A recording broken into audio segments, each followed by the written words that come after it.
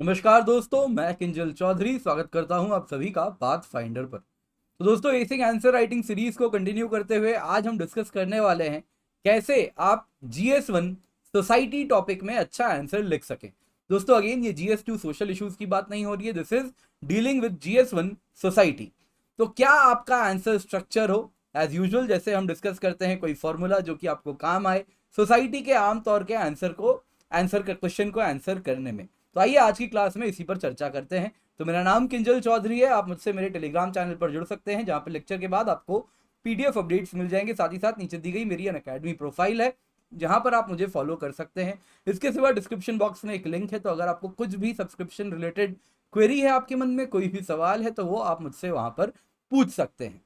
तो दोस्तों, अगर आप GS1 सोसाइटी में देखें तो कैसे सवाल आ रहे हैं। तो अगर हम सवाल की बात करें तो टोटल ब्रेकअप अगर हम देखें तो सबसे पहले तो हम टॉपिक्स आइडेंटिफाई कर लेते हैं।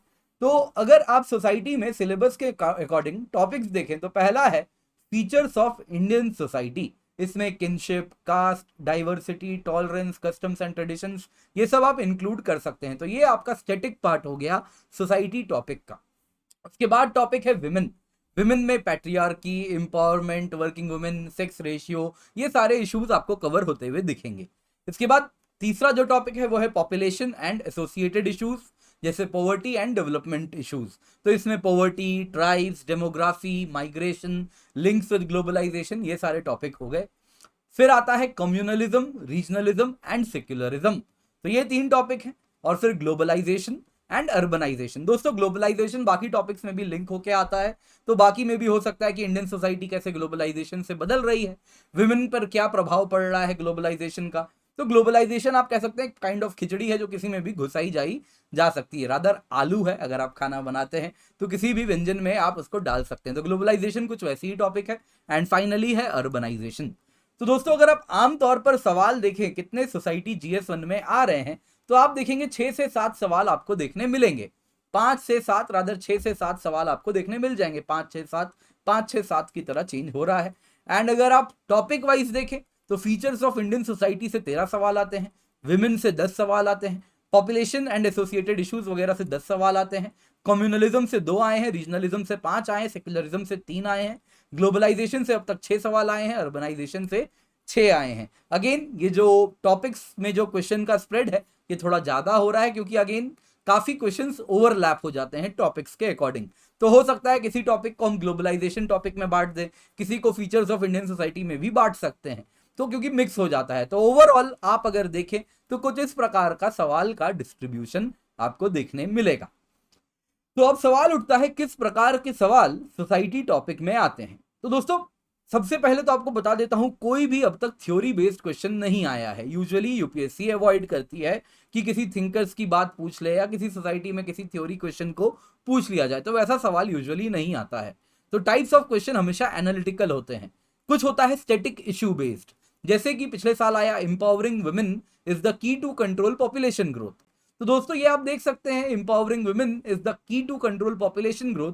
तो हमेशा से बात होती है अगर पॉपुलेशन ग्रोथ को कंट्रोल करना है तो विमेन को एम्पावर कीजिए, क्योंकि जैसे ही विमेन एम्पावर्ड होंगी तो वो अपना व्यू पॉइंट रख सकेंगी, उनको भी वर्क स्पेस, वर्क स्फीयर में जाना है। तो ऑब्वियसली अगर ज्यादा बच्चे होंगे तो वो भी अपने वर्क स्पेस पे ज्यादा टाइम डिवोट नहीं कर पाएंगी।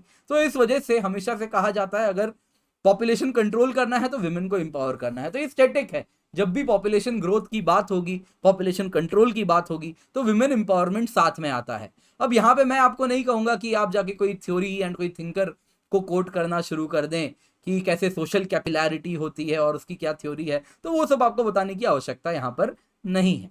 वैसे ही दूसरा आप देख सकते हैं, यह है एनालिटिकल करंट इशू बेस्ड। जैसे पिछले साल आया कोविड-19 पैंडेमिक का वक्त था, तो आ गया कोविड-19 pandemic accelerated class inequalities and poverty in India. तो ये एनालिटिकल करंट इशू बेस्ड हो गया। तो अगर आप अखबार पढ़ रहे हैं तो हमेशा से आप पढ़ेंगे इस टाइप के टॉपिक को कवर किया जा रहा था, कैसे कोविड-19 में जो वर्कर्स हैं उनको जो मास माइग्रेशन फेस करना पड़ा, रास्ते में जो दिक्कत आई, उनकी नौकरी गई, रहने के लिए किराया देने के लिए उनके पास पैसे नहीं थे तो उनको मूव करना पड़ा, कैसे क्लास इनइक्वालिटीज पर प्रभाव पड़ा, कैसे पॉवर्टी बढ़ी है पोस्ट कोविड-19। तो ये सारा टॉपिक बहुत ही ज्वलंत मुद्दा था, तो यूपीएससी ने आपसे पूछ लिया। तो रूल ऑफ थंब हमारा दोस्तों एज यूजुअल सेम रहने वाला है, जीएस में यही रखेंगे हम।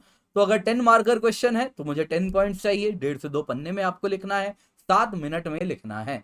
15 मार्कर क्वेश्चन है तो मुझे करीबन 15 पॉइंट्स चाहिए, 2.5 से 3 पन्ने में आपको लिखना है, और 11 से 12 मिनट में आपका आंसर हो जाना चाहिए।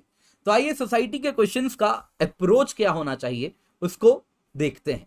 तो दोस्तों सबसे पहले एज यूजुअल जब भी आप क्वेश्चन पढ़ेंगे तो क्या करेंगे, सब पार्ट्स ऑफ क्वेश्चन को मार्क करेंगे। तो इसके द्वारा आप क्या कर सकेंगे, सब हेडिंग्स बेहतर फ्रेम कर पाएंगे। तो आपके आंसर का सब पार्ट्स ऑफ क्वेश्चन के मुताबिक सब हेडिंग्स आपको बनाना होगा, जैसा मैं आपको हिस्ट्री, ज्योग्राफी सभी में बताता आया हूं। नेक्स्ट आप क्या करेंगे, देखिए दोस्तों सोसाइटी के क्वेश्चन में टेक्निकल टर्म्स बहुत होते हैं। कभी सेक्युलरिज्म पे पूछा जाएगा, रीजनलिज्म पे पूछा जाएगा, ग्लोबलाइजेशन पर सवाल आएगी, माइग्रेशन पर सवाल आएगा। तो इनका प्रॉपर डेफिनेशन आपको मालूम होना चाहिए। तो जब आप स्टैटिक टॉपिक पढ़ रहे हैं, फिर वो चाहे आप इग्नू नोट से पढ़ रहे हैं, एनसीईआरटी से पढ़ रहे हैं, या किसी कोचिंग मटेरियल से पढ़ रहे हैं, आप वो डेफिनेशंस जॉट डाउन करके रख लें और उसको याद कर लें। आपको वही डेफिनेशन लिखनी है। इसके बाद इंट्रोडक्शन में कोई न्यूज बैकग्राउंड आप जरूर लिखें। तो इससे क्या होगा कि एग्जामिनर को पता चल जाएगा कि आप क्वेश्चन समझ रहे हैं, किस कंटेक्स्ट में पूछा गया है। तो ये आपका अगेन इंट्रोडक्शन का सेकंड पार्ट हो सकता है। तीसरा दोस्तों, कुछ डायग्राम आप क्या बनाने वाले हैं इस आंसर में सोचना शुरू कर दें, कैसा डायग्राम जाएगा। तो ये अगेन अपने दिमाग को ट्रेन करने वाली बात है। क्या आप अपने दिमाग को डायग्रामेटिक फॉर्म में रिप्रेजेंट करने में ट्रेन कर पा रहे हैं, क्या आपका दिमाग ट्रेन हो रहा है कि आप डायग्राम के थ्रू चीजों को एक्सप्लेन कर पा रहे हैं। इसके सिवा सोसाइटी टॉपिक में काफी कीवर्ड्स होते हैं दोस्तों, जो अखबार में आए दिन आते हैं। तो कुछ एग्जांपल ऑफ कीवर्ड्स हम देखेंगे तो वो भी आपके आंसर में गिरना चाहिए। सोसाइटी का आंसर अधूरा है अगर आप एग्जाम्पल्स ना कोट करें। तो आप कुछ भी अगर लिख रहे हैं, अपने बेसिस को कोई भी बात कह रहे हैं, तो उसको आपको किसी एग्जाम्पल से प्रूव करना होगा कि हाँ डाइवर्सिटी एंड प्लूरलिज्म ग्लोबलाइजेशन से थ्रेट फेस कर रही है। तो कुछ फैमिली की बात कर रहे हैं तो आप बताएंगे कैसे joint family individualistic family nuclear family में कन्वर्ट हो रही है। तो कुछ इस प्रकार का एग्जाम्पल आपके आंसर में होना चाहिए। तो examples are the soul of society answer, तो आपको लिखना है। इसके सिवा आपके आंसर को जो कि थोड़ा मैच्योर लुक देगा, दैट विल बी रिपोर्ट्स। तो अब रिपोर्ट्स को कोट करेंगे, जैसे पॉपुलेशन डेमोग्राफी पे क्वेश्चन आता है तो सेंसस की बात करेंगे, तो उसका डेटा आपको लिखना है। कुछ world economic forum, world bank ने कुछ कहा है तो वो सारी बातें भी आप जरूर लिखेंगे। प्यू सर्वे भी हो सकता है, अक्सर उसमें भी बहुत सारे आपको डेटा मिलेंगे विद रिस्पेक्ट टू, जब बात होगी सेक्युलरिज्म, कम्युनलिज्म, ये सारी टॉपिक हो तो प्यू सर्वे को आप कोट कर सकते हैं। तो रिपोर्ट्स बहुत इंपॉर्टेंट है। तो रिपोर्ट्स की जो फाइंडिंग है उसको कोट करके उसको लिखना सीख जाइए, उसका नोट्स बनाना शुरू कर दीजिए। इसके सिवा सोसाइटी के सवाल में आप कैसे पॉइंट्स मैन्युफैक्चर करेंगे। तो दोस्तों सोसाइटी की जो स्ट्रक्चर है वो समझिए। सोसाइटी शुरू कहां से होती है, एक इंडिविजुअल अकेला सोसाइटी नहीं है, लेकिन family is the building block of the society. तो फैमिली की बात कीजिए, फैमिली एक साथ इकट्ठा होती है तो कुछ पॉलिटिकल स्ट्रक्चर बनता है। तो पॉलिटी की बात कीजिए, क्या प्रभाव हो रहा है पॉलिटी का, एजुकेशन सिस्टम का क्या प्रभाव है हमारे समाज पर, उस तरीके से आप पॉइंट सोचिएगा। इकोनॉमी का क्या प्रभाव हो रहा है हमारी सोसाइटी पर, कैसे इकोनॉमी किसको पनिश करती है, किसको इकोनॉमी प्रमोट करवाती है, वही आपको सोसाइटी में भी उसका आउटकम देखने मिलेगा। सोसाइटी वैसी ही डेवलप होती है। वैसे ही रिलीजन का क्या रोल है सोसाइटी में, रिलीजन क्या करवाना चाह रही है, मीडिया का क्या रोल है, ग्लोबलाइजेशन का क्या रोल है सोसाइटी में, बहुत इंपॉर्टेंट एस्पेक्ट रहता है। इसके सिवा आप वैसे ही बहुत सारे पॉइंट सोच सकते हैं, लेकिन मुख्यतः आप family, polity, economy, education, religion and media, तो एफएमपीआर याद रखिएगा, family, media, polity, economy, education and religion. तो ये आपके कुछ बिल्डिंग ब्लॉक्स हैं जिनके थ्रू आप आंसर करेंगे। तो आइए आज हम इसको एक क्वेश्चन के थ्रू भी इसको चर्चा करेंगे। अगर आपको अभी समझ नहीं आया हम कैसे यूज करने वाले हैं तो थोड़ा सब्र कीजिए, एक क्वेश्चन देखेंगे, उसमें मैं आपको ये सब अप्लाई करके दिखाऊंगा। इसके सिवा जब आप स्टैटिक मटेरियल पढ़ रहे हैं तो उसमें जीएस1 सोसाइटी में आपको बहुत सारे कीवर्ड्स मिलेंगे, तो वो नोट डाउन कीजिए। आपके कोचिंग मटेरियल में भी हो सकता है, इग्नू नोट्स में भी हो सकता है, एनसीईआरटी में भी हो सकता है, तो वो सब स्टडी मटेरियल को नोट डाउन कीजिए। इसके सिवा न्यूज़पेपर्स में आए दिन एडिटोरियल्स में आपको बहुत सारे कीवर्ड्स मिलेंगे। जैसे कि ग्लोबलाइजेशन की बात होती है तो कोका कोलाइजेशन की बात होती है, तो कोका कोलाइजेशन बहुत अच्छा टर्म है, आप गिराएं। वैसे ही जब बात होती है कि समाज में, भारत में कि काफी ज्यादा डिवीजन हो रहा है, तो आप बात करें एक भारत श्रेष्ठ भारत। रीजनलिज्म की बात हो रही है तो आप लिखिए India is indestructible union of destructible states. वैसे ही आप मेल्टिंग पॉट मॉडल यूएसए का है जिसमें एसिमुलेशन होता है। क्या मतलब हुआ कि एक बड़ा सा आप देखें तो इस प्रकार का गरम पतीला है जिसमें अलग अलग व्यंजन, आप कोई व्यंजन बना रहे हैं तो अलग अलग चीजें चली गई, थोड़ा चीनी डाल दिया, गुड़ डाल दिया, मसाले डाल दिए, सब मिलके कुछ अलग सा बन के आ गया, सब का सब एसिमुलेट होके एक व्यंजन बन गया। ये अमेरिका का मॉडल है, इसको कहते हैं मेल्टिंग पॉट मॉडल। इंडिया का मॉडल कैसा है डाइवर्सिटी का? Salad ball model. मतलब कि हमारे यहाँ जैसे सैलेड बॉल में अगर आप देखें या सैलेड प्लेट मॉडल आप देखें तो उसमें क्या होता है, तो उसमें आप देखेंगे गाजर भी है, खीरा भी है, प्याज भी है, शलगम भी है, सब के सब अलग अलग अपना रूप लिए हुए हैं और सब मिलकर सुंदरता बना रहे हैं। तो इंडिया का मॉडल डाइवर्सिटी का कैसा है? Salad ball model. तो एक्सेप्टेंस की बात होती है, आप अलग हैं, हम उसको एक्सेप्ट करते हैं, हम आपको अपने में मिलाते नहीं हैं। आप अलग हैं, आप अलग भाषा बोलते हैं, आप अलग धर्म फॉलो करते हैं, तो भारत में उसकी जगह है, आप अपनी जो विविधता है उसको आप बचा के रखें।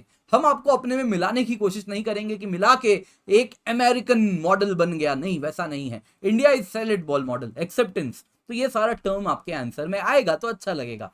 फेमिनाइजेशन ऑफ पॉवर्टी की बात कर सकते हैं कि कैसे विमेन एग्रीकल्चर में बहुत ज्यादा कहा जाता है, एग्रीकल्चर जैसे ही डाउनफॉल हो रहा है तो वैसे ही पॉवर्टी की फेमिनाइजेशन होती जा रही है, क्योंकि जो विमेन है वो मेजर वर्कफोर्स है एग्रीकल्चर में, और जब फार्मर्स एग्रीकल्चरलिस्ट गरीब हो रहे हैं तो एक्चुअली विमेन गरीब हो रही हैं। तो पिंक कॉलर वर्कफोर्स, ये सारे टर्म्स हैं जो कि आपको इकोनॉमिक सर्वे वगैरह में भी मिलेंगे, तो इन सब को आप इस्तेमाल करेंगे। तो पढ़ने का पर्पस है आपके आंसर में रिफ्लेक्ट होना। अगर आप कोई चीज पढ़ लिए और उसको आंसर में नहीं लिखे तो वो पढ़ाई बर्बाद हो गई। आप यहाँ पर यूपीएससी सीएससी के लिए जब पढ़ रहे हैं, सिविल सर्विस एग्जाम के लिए पढ़ रहे हैं, तो आप कोई स्कॉलर बनने नहीं आए हैं, आपका पर्पस है एग्जाम क्लियर करना। तो वो हर चीज जो आप पढ़ रहे हैं अगर आप उसको अपने आंसर शीट में नहीं उतार पा रहे तो आपकी वो पढ़ाई बर्बाद है। तो ऐसी कोई चीज पढ़नी नहीं जो आप आंसर शीट में लिख ना सके, और नोट्स में ऐसा कुछ डालना नहीं जो आप आंसर शीट्स में लिख ना सके। तो सब कुछ वही होना चाहिए जो आपकी आंसर शीट में उतरे। तो ये सारे टर्म्स पढ़ते हैं तो इसको आंसर शीट में उतारना शुरू कीजिए, आपके आंसर में दिखना चाहिए। तो दोस्तों अगर हम स्ट्रक्चर कहें तो कैसा स्ट्रक्चर होगा? दोस्तों सेम स्ट्रक्चर है, इंट्रोडक्शन होगी 2 से 3 लाइन की जिसमें कोई डेफिनेशन होगा और न्यूज बैकग्राउंड होगी। बॉडी में क्या होगा? सब हेडिंग्स होंगे जो कि आपको क्वेश्चन से मिल जाएंगे, तो वही सब हेडिंग्स होंगे। इसके बाद सब हेडिंग्स के अंदर आप पॉइंट्स लिख देंगे कि जितने सब हेडिंग हैं, तो अगर 3 सवाल पूछा गया है एक सवाल में तो आप टोटल 3 सब हेडिंग बनाएंगे, और अगर 10 मार्कर है तो 3-3-4 प्रकार से आप सब पॉइंट्स लिख देंगे। अगर 15 मार्कर है तो 5-5-5 पॉइंट लिख देंगे। तो इस प्रकार से आप सब हेडिंग्स में पॉइंट्स लिखेंगे, और फिर आपके आंसर में डायग्राम्स होने चाहिए। मैप हो सकता है, हब एंड स्पोक हो सकता है, ब्लॉक हो सकता है, ब्लॉक डायग्राम हो सकता है, कॉज इफेक्ट डायग्राम हो सकता है। जब डेमोग्राफी वाला सवाल आएगा तो टेबल्स, चार्ट्स हो सकते हैं जो कि पॉपुलेशन रिलेटेड डेटा आप सेंसस से शो करेंगे। इसके सिवा लास्ट में आपको कंक्लूजन आपके आंसर में होना चाहिए जिसमें अगेन 2 से 3 लाइन आप लिखेंगे। तो आइए जो कुछ भी हमने सीखा है एक सवाल से इसको आंसर करते हैं। तो 2020 यानी पिछले साल का सवाल है मेंस का, 250 वर्ड्स, 15 मार्कर है। क्या भारत में विविधता एवं बहुलवाद वैश्वीकरण के कारण संकट में है? Is diversity and pluralism in India under threat due to globalization? Justify your answer. तो दोस्तों इस सवाल को पढ़ते ही सबसे पहले तो आपके दिमाग में एक टर्म आपको दिखा, ग्लोबलाइजेशन। तो ग्लोबलाइजेशन आप डिफाइन करेंगे, उसके बाद आप क्या करेंगे?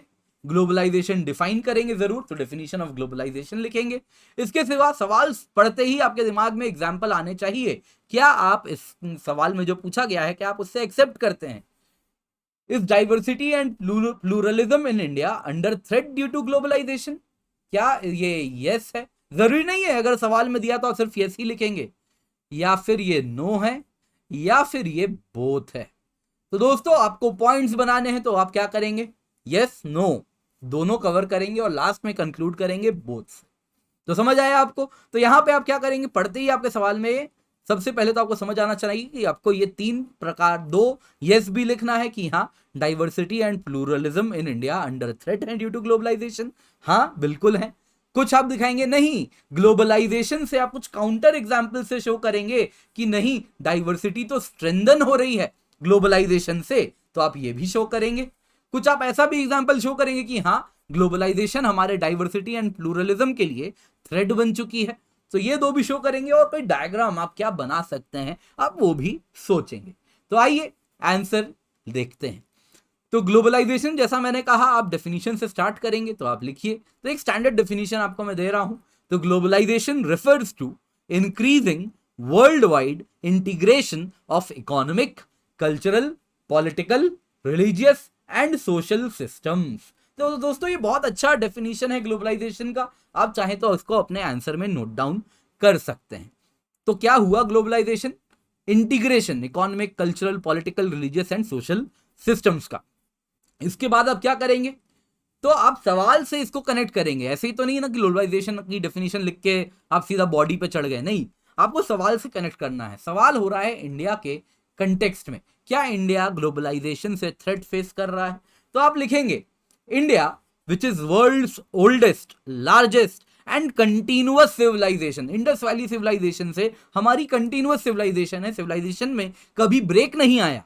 इजिप्शियन सिविलाइजेशन में क्या हुआ कि भाई इजिप्शियन सिविलाइजेशन अगर आप देखें तो एक टाइम था जब नाइल के अक्रॉस पिरामिड्स वगैरह बने, फिर ब्रेक आ गया, है ना। इंडिया में वैसा कुछ नहीं हुआ है, कंटिन्यूअस सिविलाइजेशन है, कंटिन्यूअसली फ्लरिश कर रही है। और अगर आप देखें तो India which is world's oldest, largest and continuous civilization has developed its own value system, culture and traditions. Bharat का अपना वैल्यू सिस्टम है, कल्चर है, ट्रेडिशन है, जो कि फर्मली बेस्ड है किसकी नींव पर? Foundation stone of diversity and pluralism पर। तो आपने इंडियन सोसाइटी के जो एसेंशियल एस्पेक्ट्स हैं वो इंट्रोडक्शन में बता दिए कि डाइवर्सिटी, प्लूरलिज्म तो भैया भारत के समाज की नींव है। फिर आप बॉडी में जाना चाहेंगे, लेकिन अगर आप बॉडी में ऐसे ही चले गए सीधा सब हेडिंग लिख के diversity and pluralism under threat due to globalization, तो मजा नहीं आएगा। तो अब यहां पर एक कनेक्टर होना चाहिए जो कि इंट्रोडक्शन को बॉडी से जोड़े। However, today, due to globalization, pluralism and diversity in India is both under threat as well as strengthened.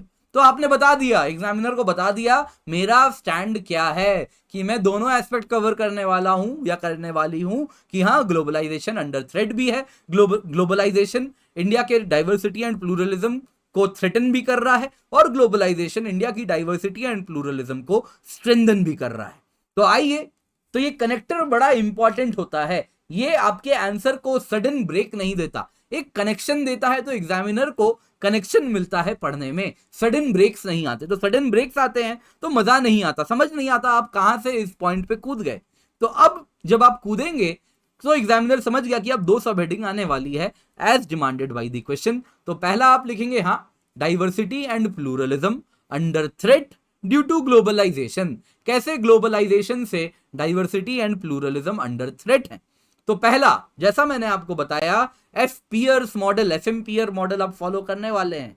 तो family, media, polity, economy, education, religion, ये सारे एस्पेक्ट से आप ये सवाल को सोचेंगे। तो सबसे पहले तो हम देखेंगे क्या फैमिली, जो फैमिली सिस्टम है वो कैसे ग्लोबलाइजेशन से इंपैक्टेड हो रही है। तो globalization has resulted in increased urbanization, globalization से अर्बनाइजेशन हुई है और न्यू मेट्रोपॉलिटन भारत में बने हैं, जैसे बेंगलुरु, हैदराबाद, पुणे, गुरुग्राम। तो यहां पे माइग्रेंट्स रूरल इंडिया से आते जा रहे हैं और इस वजह से क्या हो रही है, जॉइंट फैमिली सिस्टम की डिसइंटीग्रेशन हो रही है at the cost of individualistic nucleus families. तो joint family system which were the building block of diversity, pluralism, acceptance, वो कहीं ना कहीं खत्म होके क्या होती जा रही है, इंडिविजुअलिस्टिक न्यूक्लियस फैमिलीज में कन्वर्ट हो रही है। Next, polity. पॉलिटी कैसे ग्लोबलाइजेशन से डाइवर्सिटी एंड प्लूरलिज्म को थ्रेट कर रहा है? तो पॉलिटी के टर्म्स में सोचें तो क्या हो रहा है, विश्व में एक हाइपर नेशनलिस्ट एक्सक्लूजनरी पॉलिटिक्स का राइज हो चुका है। आपको मालूम होगा, आप समझ रहे हैं मैं क्या कहना चाह रहा हूं, विश्व की बात कर रहा हूं यहां पे। हाइपर नेशनलिस्ट एक्सक्लूजनरी पॉलिटिक्स का राइज हुआ है दुनिया भर में। अगर आप देखें तो फार राइट का कहीं ना कहीं ग्रोथ हुआ है। तो देखिए, मैं फार राइट टर्म जानबूझ के यूज नहीं करना चाह रहा क्योंकि मैं बेकार में कंट्रोवर्सी में पढ़ना नहीं चाह रहा, इसलिए मैंने क्या यूज किया, hyper nationalist exclusionary politics. Exclusionary, किसी को हटा के जो हम ही हैं। तो वो वाला पॉलिटिक्स ग्लोबली अगर आप देखें तो इंडिया ग्लोबली राइज किया है, और इंडिया भी में भी ये रूट्स गेन करता हुआ दिख रहा है। अब देखिए यहां पर अगर मैं किसी पार्टी को पॉइंट आउट करूंगा तो बहुत गलत होगा, वो आपको कभी भी नहीं करना, ना ही इशारे में भी आपको बोलना है किसी पार्टी के बारे में। तो यहां पे आप क्या करें, सेफ प्ले करें। फॉर एग्जाम्पल के बिना जैसे मैंने कहा आंसर अधूरा है, समझ नहीं आ रहा मैं क्या कहना चाह रहा हूं। For example, son of the soil doctrine in many of India states has gained currency. Example, feeling of Marathi मानुस या stroking of Kannadiga identity politics में हमेशा होता रहता है बिफोर इलेक्शंस। तो ये क्या बताता है कि हाँ, जो हाइपर नेशनलिस्ट मूवमेंट ग्लोबली हो रही है वो इंडिया में भी आ रही है, और इंडिया में भी आप इसका मैनिफेस्टेशन देख पाते हैं कुछ इस प्रकार से। तो दोस्तों यही पॉइंट आप रीजनलिज्म में भी यूज करने वाले हैं, तो याद रखिएगा। नेक्स्ट देखते हैं, इकोनॉमी की बात करते हैं। तो एक टर्म गिराऊंगा, वॉलमार्टाइजेशन। वॉलमार्ट आप जानते हैं बहुत बड़ी जाइंट है, तो वॉलमार्टाइजेशन ऑफ इंडियन इकोनॉमी हुई है, रैपिडली हो रही है। तो जो स्मॉल स्टोर्स हुआ करते थे नेबरहुड में, जिसमें ट्रेडिशनल आइटम्स एक टाइम में मिला करते थे, अब वो पेरिश करते जा रहे हैं, ई कॉमर्स का ऑनस्लॉट हो गया है। फॉर एग्जाम्पल के बिना समझ नहीं आएगा, तो एग्जाम्पल बहुत जरूरी है। ट्रेडिशनल गुड़ का खिलौना जानते हैं दोस्तों, आप शायद सुने हो या नहीं सुने हो, आपके बचपन में आपने देखा हो नहीं देखा हो, गुड़ खिलौना हुआ करता था। बेसिकली क्या होता था, तो गुड़ की मिठाई होती थी, गुड़ होता था एक्चुअली, रिफाइंड थोड़ा सा गुड़ होता था, उसको अलग अलग शेप दे दिया जाता था, जानवर के शेप में आता था, और बच्चे उसको खेलते खेलते खाया करते थे। तो अब वो नहीं मिलता, अब किसी को मीठा देना होता है तो क्या देते हैं, चॉकलेट्स देते हैं। वेस्टर्न कल्चर से इंस्पायर्ड है, कॉर्पोरेट से इंस्पायर्ड है, चाहे तो यहाँ पे कैडबरी वगैरह आप लिख दें, नेस्ले वगैरह लिख लें, लेकिन आप उसके बिना भी काम चला लेंगे। तो गुड़ खिलौना जो कि ट्रेडिशनल आइटम्स होते थे, छोटे शॉपकीपर्स रखा करते थे, अब अगर मैं फ्लिपकार्ट में ढूंढूंगा मुझे गुड़ खिलौना तो मुश्किल है मिलना। Most of the time Diwali के टाइम में किसी को गुड़ खिलौना नहीं दूंगा, मैं उसको कैडबरी का, बड़े एक्टर ऐड करते हैं कि सबको वो चॉकलेट का एक डब्बा बांट रहे हैं, कुछ वैसा दूंगा। तो ये क्या हुआ, ये भी बताता है इकोनॉमी पे क्या इंपैक्ट हुआ है। तो वॉलमार्टाइजेशन हो गई है, जिस वजह से हमारा जो लोकल ट्रेडिशनल आइटम्स था, जो कि डाइवर्सिटी एंड प्लूरलिज्म को शो करता था, वो ग्लोबलाइजेशन से खत्म हो रहा है। एजुकेशन की बात करते हैं, तो अगर आप देखें तो ट्रेडिशनल इंडिया की एजुकेशन सिस्टम कैसी थी, गुरु शिष्य परंपरा पे बेस्ड थी। वो क्या हो गई, वो बदलने लगी है, किससे, स्टैंडर्डाइजेशन होने लगा है कोर्स एंड करिकुलम का, सीबीएसई, आईसीएसई, ऐसे बहुत सारे कोर्स आपको देखने मिलेंगे। तो लेकिन एक नया कोर्स भी आपको देखने मिलेगा अगर आप दिल्ली, बॉम्बे में, चेन्नई, बैंगलोर में रहते हैं, तो ये है rise of schools affiliated with international baccalaureate. जानते हैं इंडिया के मेट्रोपॉलिटन्स में तेजी से इंटरनेशनल बैकलोरेट वाले स्कूल्स राइज कर रहे हैं। तो वहां पर आप देखेंगे तो इंटरनेशनल करिकुलम होता है, और इंटरनेशनल जो सर्टिफिकेट है उसकी भी इंटरनेशनल मान्यता होती है।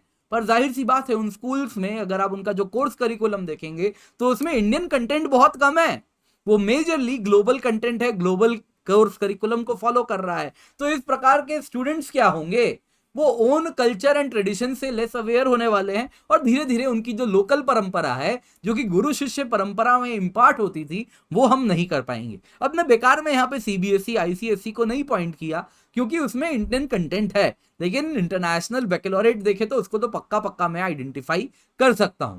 तो उसमें अगर आप देखें तो ऑब्वियसली वहां से पढ़ रहे हैं तो वो शेक्सपियर वगैरह को तो अच्छे से जानेंगे, लेकिन भारत में भी बहुत सारे हैं, अगर आप देखें तो महान महान लेखक हैं, कवि हैं, तो उनको नहीं जानेंगे, उनकी रचनाओं को नहीं जानेंगे, तो उनका जो कल्चर एंड ट्रेडिशन, क्योंकि जब वो लेखनी उनकी है तो वो किसी कल्चर एंड ट्रेडिशन के अनुसार है, तो वो कल्चर एंड ट्रेडिशन जो लेखनी से इंपार्ट होती है वो बच्चों तक नहीं पहुंचेगी। नेक्स्ट है रिलीजन। तो सब ग्लोबलाइजेशन से रिलीजन पे क्या इंपैक्ट हो रहा है, कैसे डाइवर्सिटी प्लूरलिज्म ग्लोबलाइजेशन से खतरे में हो जा रही है। तो ये रिलीजन के एस्पेक्ट से इसको समझते हैं। तो ग्लोबलाइजेशन से अगर आप देखें तो रिलीजियस प्रैक्टिसेस में यूनिफॉर्मिटी हो रही है, और जो लोकल ट्रेडिशनल कस्टम्स हुआ करते थे वो तेजी से इरोड होते जा रहे हैं। फॉर एग्जाम्पल अगर आप देखें तो दरगाह विजिट करना बहुत कॉमन होता है, नॉन अरेबिक मुस्लिम वर्ल्ड में बहुत कॉमन है, टर्की से लेके इंडिया तक, बांग्लादेश तक, हमारे यहाँ जगह जगह दरगाह आपको देखने मिलेगा, और हम सब जाते हैं, बड़े बड़े पीर होते हैं, उनके दरगाह में जाते हैं, मन्नत मांगते हैं। लेकिन अगर आप देखें तो जो सऊदी अरेबिया के वहाबी स्कॉलर्स हैं उसको अपोज करते हैं, और उसको वो शर्क छोड़ दीजिए, खैर उसको क्या अपोज करते हैं वो, और वो कहते हैं कि ये गलत है वहां पर जाना। और आज के टाइम में जब ये स्कॉलर्स मदरसाज को फंड कर रहे हैं तो वो बच्चों में दरगाह जाना वाले जो प्रैक्टिस है उसको शन कर रहे हैं, उसको मना करवा रहे हैं। तो उनके कॉल्स आते हैं कि ये गलत है तो मत जाओ। तो रिलीजन में भी अगर आप देखें तो एक यूनिफॉर्मिटी हो रही है ना, तो वो बहुत ज्यादा देखने मिलेगा। जो लोकल ट्रेडिशनल प्रैक्टिसेस हैं वो कहीं ना कहीं इरोड होते जा रहे हैं। क्विजीन की बात करते हैं, खान पान की बात करते हैं, तो यहां पर एक टर्म गिराएंगे, क्विजीन सुनते ही मैकडोनल्डाइजेशन आ जाएगा। तो अगर आप देखें तो इंडिया का traditional food choice increasingly Erode होता जा रहा है। For example traditional evening snacks, देखिए दोस्तों मैंने जब भी कुछ कहा है तो एग्जाम्पल कोट किया है, क्योंकि अगर मैं एग्जाम्पल नहीं दूंगा तो एग्जामिनर को समझ नहीं आएगा, और एग्जाम्पल दे रहा हूं मतलब मैं चीजों को समझा हूं तभी बता पा रहा हूं। फॉर एग्जाम्पल जो ट्रेडिशनल इवनिंग स्नैक्स होता था घर में, अगर आप साउथ इंडिया जाएं तो मुरकू खाते हैं, वैसे ही नमक पारे खाते हैं, भारत के काफी कोनों में, ईस्टर्न इंडिया में तो बहुत ज्यादा खाते हैं, चना चोर गरम खाते हैं, चना जोर गरम, वैसे ही झाल मूढ़ी खाते हैं।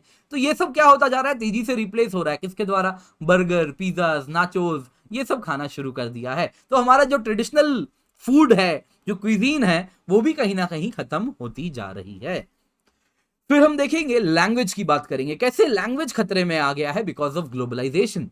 तो दोस्तों with rise of English as global language, आप सब जानते हैं मैं भी ये कंटेंट इंग्लिश में लिखा हूं, सो दैट मैं हिंदी में समझा रहा हूं, इंग्लिश में लिख रहा हूं, सो दैट भारत के अलग अलग कोनों तक जो हमारे विद्यार्थी देख रहे हैं, मुझे मालूम है हमारे बहुत विद्यार्थी हैं अरुणाचल प्रदेश से देखते हैं, कोई अरुणाचल के देख रहे हैं तो जरूर कमेंट में बताएं मुझे। वैसे ही मुझे मालूम है बहुत सारे हमारे स्टूडेंट्स ऐसे हैं जो कि दक्षिण भारत से आते हैं, दक्षिण भारत से देख रहे हैं, साउथ इंडिया से देख रहे हैं, सदर्न पार्ट ऑफ इंडिया से देख रहे हैं, वैसे ही north India, western India, central India से तो देखते ही हैं, मालूम ही है। तो इतने सारे अगर स्टूडेंट्स को मुझे कैटर करना है तो मैंने इंग्लिश चुना है, सो दैट हिंदी में समझा रहा हूं, इंग्लिश में लिखा हूं, सो दैट सब कोई देख सके। तो इंग्लिश एक ग्लोबल लैंग्वेज की तरह इमर्ज करती जा रही है, तो लोकल लैंग्वेजेस इसमें क्या हो रहे हैं, तेजी से खत्म होते जा रहे हैं। तो यहां पर मैं एक रिपोर्ट की बात कर दूंगा। तो पीपल्स लिंग्विस्टिक सर्वे 2010 में कंडक्ट कराई गई थी, उसने पाया भारत में 780 लैंग्वेजेस बोले जाते हैं, जिनमें से 600 इंडेंजर्ड लैंग्वेज हैं। उसी रिपोर्ट का कहना है आजादी के बाद से, सिंस इंडिपेंडेंस, तो आजादी के बाद से अब तक 250 लैंग्वेजेस भारत में से खत्म हो चुके हैं। ये प्रोसेस फर्दर एक्सेलरेट होगा with global interconnectedness and necessity of English as the global link language. जिस प्रकार से ग्लोबलाइजेशन हो रही है, विश्व जुड़ता जा रहा है और उसमें अंग्रेजी की महत्व बढ़ती जा रही है, इस वजह से आने वाले दिनों में तो अंग्रेजी तेजी से कई भाषाओं को खा जाएगी। आए दिन कहा जाता है बॉलीवुड को खतरा है हॉलीवुड से, तो वो भी है, आप जानते ही, वो भी आप लिख सकते थे, मीडिया की बात कर सकते थे। नेक्स्ट हैंडीक्राफ्ट, दोस्तों लोकल टॉयज, चन्नपटना है ना, सावंतवादी टॉयज, कोंडापल्ली टॉयज, ये सब क्या हो गए इंक्रीजिंगली। आप अपने माता पिता से पूछेंगे तो वो इन प्रकार के टॉयज से बहुत खेले हैं, लकड़ी के टॉयज होते थे, सावंतवादी, कोंडापल्ली, जहां से भी वो आते हैं वहां का ट्रेडिशनल टॉय होता था। लेकिन आप अपना बचपन याद करें या अगर अभी की जनरेशन का बचपन देखें तो उसमें कुछ चाइनीज टॉयज का बहुत बड़ा रोल रहा है, चाइनीज टॉयज आपको देखने मिलेंगे। वैसे ही Bhagalpuri silk sari, pashmina silk shawl, Kanchipuram silk, ये सबको डिक्लाइन फेस करना पड़ रहा है क्योंकि उनका डिमांड कम होता जा रहा है। हमारी जो क्लोथिंग हैबिट है, जो हम पहनते हैं, हमारा जो पोशाक है वो वेस्टर्नाइज हो चुका है। ट्रेडिशनल अटायर्स स्पेशल ओकेजन्स में ही पहने जाते हैं, है ना, दिवाली हो गई तो बस एक दिन दिवाली के लिए पहन लिए, शादी है में गए तो शादी के दिन पहन लिए, अदरवाइज डेली वेयर क्या है, वही शर्ट, वही पैंट, वही जीन्स, वही टी शर्ट, वही पहन के हम सब घूम रहे हैं। तो ये क्या हो गया, डाइवर्सिटी एंड प्लूरलिज्म कैसे ग्लोबलाइजेशन से थ्रेटन हो रही है। तो आपने देखा मैंने क्या किया, वही family, polity, economy, education, religion, इसके बाद फूड, क्विजीन कह दिया, लैंग्वेज कह दिया, हैंडीक्राफ्ट कर दिया, मेरे पॉइंट्स बन गए। यूजुअली आप देखें सोसाइटी के कई सवाल में ये सब हेडिंग्स आपको देखने मिलेंगे, बस ब्रेनस्टॉर्म कीजिए इन पॉइंट्स के मुताबिक। नेक्स्ट देखते हैं कैसे डाइवर्सिटी एंड प्लूरलिज्म ग्लोबलाइजेशन से स्ट्रेंथन हो रही है, मजबूत हो रही है, डाइवर्सिटी को नई ताकत मिल रही है, ऊर्जा मिल रही है ग्लोबलाइजेशन से। तो दोस्तों पहली बात हम करेंगे कास्ट सिस्टम की। तो कास्ट सिस्टम अगर आप देखें तो ग्लोबलाइजेशन की अगर हम बात करें तो वो ओपन वर्ल्ड को प्रमोट करती है, जहां पे मेरिट सबसे वैल्यू ट्रेट है। अगर मेरिट है तो आप में बात है। तो अगर आप देखें तो concept of caste based discrimination है वो रैपिडली एलिमिनेट होती जा रही है ग्लोबलाइज्ड सोसाइटी से। फॉर एग्जाम्पल, आपको मालूम है भारत इंडियन ओरिजिन के, rather caste of Indian origin CEOs हैं ग्लोबल एमएनसीज में, गूगल, माइक्रोसॉफ्ट। कोई नहीं पूछता उनका कास्ट क्या है, इनसिग्निफिकेंट है उनके वर्क प्लेस में, वो किसी भी कास्ट से आए। कास्ट एक बाधा नहीं है, एक बैरियर नहीं है उनके ग्रोथ में। तो कास्ट सिस्टम अगर आप देखें तो ग्लोबलाइज्ड वर्क प्लेसेस में तेजी से एक बैरियर हटती जा रही है फॉर ग्रोथ, है ना। तो कास्ट सिस्टम अब एक बैरियर नहीं है for social mobility. Next, gender discrimination, patriarchy, जो कि आप देखें तो इंडियन माइंडसेट की पार्ट बन गई, आज के टाइम में ग्लोबलाइजेशन से इंक्रीजिंगली अटैक की जा रही है। आप अगर देखें तो हार्डवर्क एंड परसिवरेंस से इंदिरा नूई पेप्सी के, इतनी बड़ी कंपनी पेप्सी की सीईओ तक बनी है। आज के टाइम में विमेन जो कि एम्पावर्ड हैं बिकॉज ऑफ ग्लोबलाइजेशन, वो एम्पावर्ड हैं, आज वो crimes against them in urban centres openly report कर रही हैं। फिर वो चाहे डाउरी हैरेसमेंट हो या वायलेंस अगेंस्ट वुमेन हो, उसको वो रिपोर्ट करती हुई दिख रही हैं। तो पहले छुपा लिया जाता था, लेकिन अब विमेन एम्पावर्ड हैं, तो इस वजह से उनके पास ग्लोबलाइजेशन की वजह से अब वो काम कर पा रही हैं। तो उनके पास अब वो इकोनॉमिकली किसी पर डिपेंडेंट नहीं है, तो वो बर्दाश्त नहीं करेंगी अगर उनके साथ बदसलूकी हो। पहले क्या था, ऑप्शन ही क्या है, क्या करे बेचारी। तो अब वो चीज नहीं है, अब बदसलूकी करेंगे तो बर्दाश्त नहीं करने वाली, वो रिपोर्ट कर देंगी। तो वो होता हुआ दिख रहा है। तो अगेन ग्लोबलाइज सोसाइटी हो रही है, तो न्यू वर्क अपॉर्चुनिटीज मिल रही है, उसको आप इसका श्रेय दे सकते हैं। नेक्स्ट है ट्रेडिशनल हैंडीक्राफ्ट्स। तो अगर आप देखें ई कॉमर्स कंपनी है अमेजन, फ्लिपकार्ट, वो इंडियन हैंडीक्राफ्ट्स ग्लोबल मार्केट्स में आपको देखने मिलेंगी। एक टाइम में आप देखें तो ये हैंडीक्राफ्ट्स ड्विंडल कर रहे थे, लेकिन आज ये ट्रेडिशनली लोकली भी कंज्यूम किए जाते हैं, और देखें तो एनआरआई पॉपुलेशन के को भी एक्सपोर्ट किए जाते हैं।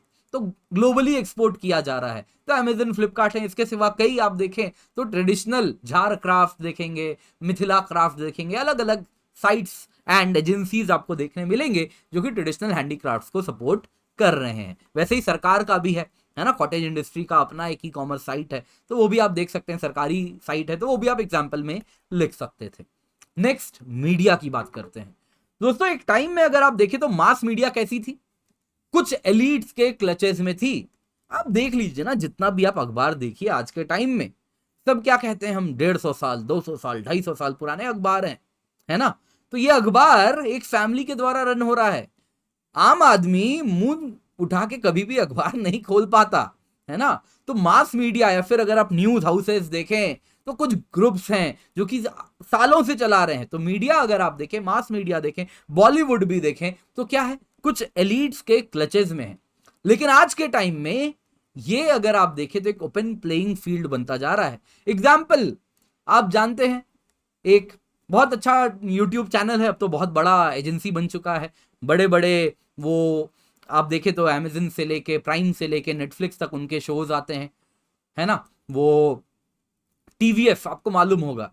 तो टीवीएफ अगर आप देखें तो कोई सोच सकता था इंटरनेट एरा के पहले कि कुछ 5-6 लोग मिलके अपना कंटेंट बनाएंगे और आप तक पहुंचा देंगे। सोच भी नहीं सकते थे, कितने कॉन्टैक्ट्स चाहिए, कैमरा तक पहुंचना ही कितना मुश्किल होता था। आज कोई भी अपना कंटेंट बना सकता है, यूट्यूब पे डाल सकता है। महुआ टीवी प्लस अगर आप देखें तो वो भोजपुरी चैनल किसी भी केबल ऑपरेटर पर अकेला रिलाई नहीं करता, वो यूट्यूब प्लेटफॉर्म पे भी अपने प्रोडक्ट को डाल रहा है। तो ये अगर आप देखें तो ग्लोबलाइजेशन प्लस लोकलाइजेशन है, जिसको कहते हैं ग्लोकलाइजेशन। तो ये क्या हो रहा है कि ग्लोबलाइजेशन, यूट्यूब क्या है, एक ग्लोबलाइजेशन का आउटकम है, दुनिया को मिला रहा है, लेकिन उसमें लोकलाइजेशन भी हो रही है। जो लोकल कंटेंट है उसको ताकत मिल रही है। कहां, भारत के सुदूर इलाकों की जो कहानियां हैं वो आपको देखने मिलती हैं, है ना। जब वहां से कंटेंट राइटर्स आते हैं तो आपको वहां की कहानियां देखने मिलती हैं। मैं नाम नहीं लूंगा, आपको मालूम है बहुत सारे ऐसा कंटेंट आपको देखने मिलेगा, यूट्यूब में भी मिलेगा, अलग अलग जगह पे मिलेगा, जो कि आप देखेंगे इस प्रकार का है, जो कि कोई सोच भी नहीं सकता था। तो ये क्या है, ग्लोकलाइजेशन है। ग्लोबलाइजेशन की ताकत से लोकलाइजेशन को प्रमोट किया जा रहा है। तो ग्लोकलाइजेशन देखने मिल रहा है। महुआ टीवी प्लस एक बहुत अच्छा एग्जाम्पल है, भोजपुरी चैनल का शो है और केबल ऑपरेटर्स के थ्रू भी आपको देखने मिलता है। महुआ टीवी कई जगह पे केबल ऑपरेटर्स दिखाते हैं, कहीं पर नहीं दिखाते हैं, लेकिन यूट्यूब प्लेटफॉर्म भी है उनका, उनका अपना चैनल है, वहां पे लाइव प्रसारण होता रहता है, वहां पर जाइए, जाके देख लीजिए। तो भोजपुरी आप यूएस में बैठ के देखिए, कोई दिक्कत नहीं है। तो ये क्या है? ग्लोकलाइजेशन। तो ये क्या कर रहा है? डाइवर्सिटी एंड प्लूरलिज्म को स्ट्रेंथन कर रहा है। वैसे ही फैमिली एंड मैरिज की बात करें, बहुत इंपॉर्टेंट एस्पेक्ट है सोसाइटी का, तो अर्बनाइजेशन ग्लोबलाइजेशन के वजह से तेजी से हो रही है और ये रिग्रेसिव नहीं है उतनी। तो love marriages, live in relationships एक टाइम में सोसाइटी के द्वारा अलाउड नहीं थे। आज के टाइम में अगर आप देखें तो Pune, Bangalore, Chennai I don't know, Delhi, Gurugram, इन सारे शहरों में आप रहें, लव मैरिज करें, लिव इन रिलेशनशिप करें, तो सोसाइटी उतना ज्यादा विरोध नहीं करती है, रादर एक्सेप्ट कर लेती है। बड़े अर्बन सेंटर्स में टाइम पे बस आप अगर देखें तो क्या है, कोमोडिफिकेशन हो चुका है, पैसा दे दो बस, टाइम पे किराया भरो और उसके बाद आप किसी के साथ रहो, किसी को कोई लेना देना नहीं है। तो कास्ट, रिलीजन आज के टाइम में पावरफुल सेग्रीगेटिंग फैक्टर नहीं है कि पहले नहीं, ये लड़का इस लड़की से शादी नहीं कर सकता क्योंकि आपका कास्ट अलग है, रिलीजन अलग है, जो सेग्रीगेट करता है। ये क्या करता है? एक समान से आप देखें तो आप प्लूरलिज्म को प्रमोट करने से रोक देता था, अब वो चीज नहीं है, प्लूरलिज्म तेजी से हो रही है।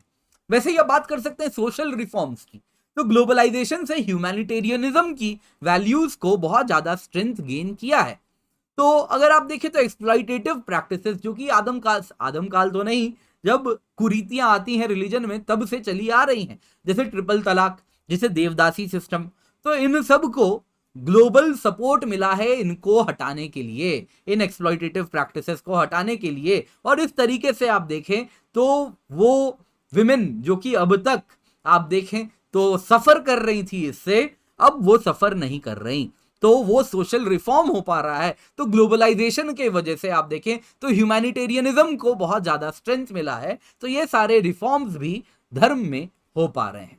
तो एक डायग्राम मैंने बना दिया है कि ग्लोबलाइजेशन अगर आप देखें तो इंडिया की डाइवर्सिटी एंड प्लूरलिज्म को स्ट्रेंथन भी कर रही है, वीकन भी कर रही है। पर अगर ग्लोबलाइजेशन आईसीटी के बैकबोन से पावर्ड है, क्या?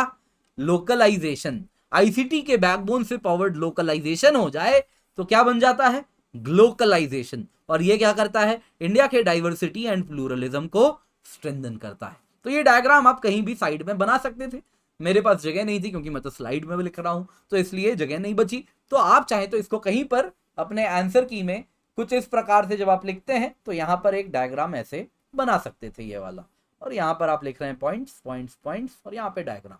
तो इस प्रकार का आपका आंसर हो सकता था। लास्ट में आप क्या करेंगे? कंक्लूड करेंगे। Today globalization is assured on the wheels of IR 4.0। आज के टाइम में ग्लोबलाइजेशन किससे पावर्ड है? Industrial revolution 4.0। और ये क्या कर रहा है? ग्लोकलाइजेशन को गले लगा रहा है। It is strongly embracing glocalization which perfectly matches with India's salad bowl version of diversity and acceptance.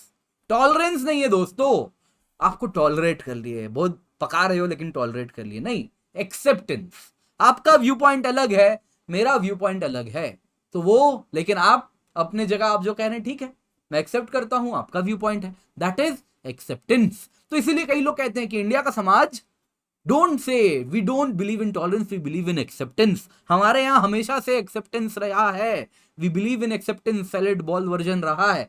आदमकाल से भारत का समाज एक्सेप्टेंस में बिलीव करता है। ये वेस्टर्न कंसेप्ट है टॉलरेंस का, कि यार तुमको टॉलरेट करते हैं, मतलब टॉलरेट कर रहे हैं ना, मतलब क्या है कि तुम जो कह रहे हो गलत है, जो भी है, मतलब अच्छी बात नहीं कर रहे हो। हम क्या कर रहे हैं? एक्सेप्ट करते हैं। तो एक्सेप्टेंस की बात हो रही है।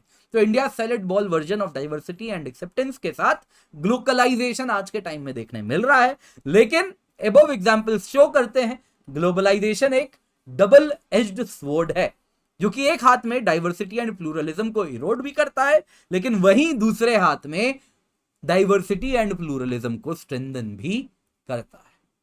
तो दोस्तों इस प्रकार से, जैसा मैंने आपको बताया, एक फॉर्मूला दे दिया, डाइवर्सिटी, प्लूरलिज्म, रादर सोसाइटी का सवाल मिले तो क्या करोगे? Family, polity, economy, education, religion, cuisine, खाने की बात कर दे, खान पान, लैंग्वेज, हैंडीक्राफ्ट, चाहे तो आप कपड़ों की बात कर दें, पोशाक क्या है आपका, तो ये सारे टॉपिक से आप कवर कर सकते हैं। तो इस प्रकार से आप एक अच्छा आंसर लिख पाएंगे। तो ये अप्रोच आपका होगा and this is just a blueprint. तो आपको अब सोसाइटी जब आप आंसर लिखें तो ये अप्रोच से आप आंसर लिखिएगा, काफी बेहतर आंसर आप लिख पाएंगे। तो दोस्तों आज की क्लास पसंद आई हो तो लाइक जरूर करें, अपने दोस्तों के साथ शेयर करें, पाथ फाइंडर चैनल को सब्सक्राइब जरूर करें। अनअकैडमी जब भी आए यूज कोड KC10, क्योंकि जब आप ये कोड यूज करेंगे तो आपको सिर्फ 10% ऑफ नहीं मिलेगा, आपको बेस्ट मेंटरशिप मिलेगी, हैंड होल्डिंग मिलेगी, बेस्ट नोट्स मिलेंगे और जो गाइडेंस है वो सारे subjects of GS, SA and geography optional में आपको मिलती है। इसके सिवा दोस्तों अनअकैडमी में इंडिया के बेस्ट एजुकेटर्स हमारे साथ जुड़े हुए हैं, जैसा आप स्क्रीन पर देख सकते हैं। तो इनके द्वारा बनाया गया ढेर सारा कंटेंट है जो आपका अवेलेबल होता है और अनअकैडमी लर्नर्स आपके जैसे ही हैं जिन्होंने एग्जाम क्रैक किया है, 170 प्लस अनअकैडमी लर्नर्स है जिन्होंने एग्जाम क्रैक किया है। तो आपको वो सब कुछ जो एग्जाम क्रैक करने के लिए चाहिए, फिर वो चाहे गाइडेंस हो टॉप एजुकेटर्स के द्वारा, टेस्ट सीरीज हो, रीडिंग मटीरियल हो, doubt clearing answer writing sessions हो, comprehensive coverage of current affairs हो, वो सब कुछ आपको अनअकैडमी प्लेटफॉर्म पर मिलता है।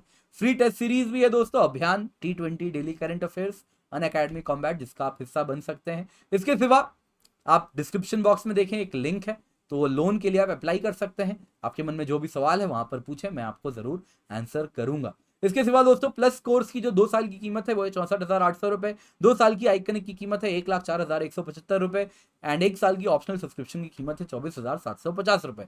Unacademy UPSC geography science and tech combo है। 7 नवंबर सुबह 11 बजे KC10 कोड का इस्तेमाल करें और इस कॉम्बैट का हिस्सा जरूर बने। इसके सिवा दोस्तों UPSC CSE बैचेस हैं 10 नवंबर से, जैसा आप देख सकते हैं। तो 1 ईयर बैच है, 2 ईयर बैच है, बाइलिंगुअल बैच है, हिंदी बैच है, इंग्लिश बैच है, जिसका आप हिस्सा बन सकते हैं। तो दोस्तों वक्त बर्बाद ना करें, इसके सिवा मेंस बैच भी हम 25 अक्टूबर से स्टार्ट कर चुके हैं, तो इनका हिस्सा भी आप जरूर बने। तो आई होप आपको आज की क्लास पसंद आई हो। Thank you so much for joining, have a great day and let's crack it.